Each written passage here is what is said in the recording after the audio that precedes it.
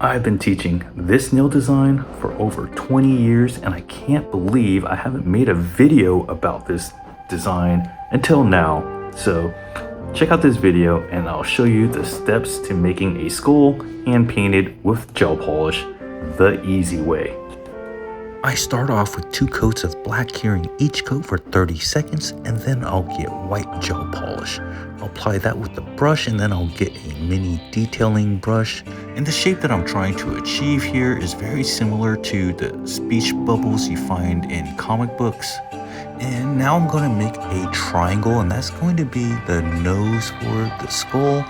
You want to place the triangle depending on which direction the skull is facing. Mine is facing left, so my triangle is slightly to the left. Here I'm making the upper jaw and I'm adding little points to the end of this upper jaw so that the teeth will fit in there really nicely.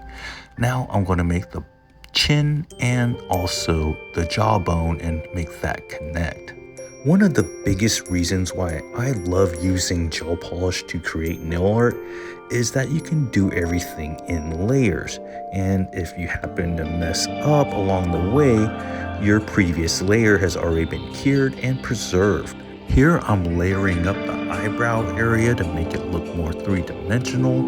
Another great reason for using gel: if you did this with nail lacquer and you messed up, you'd have to start all the way back from the beginning. Here I'm adding on the teeth, and you can see how perfectly they fit inside that upper jaw that I made little roundouts and cutouts for, and the same thing with the bottom row teeth.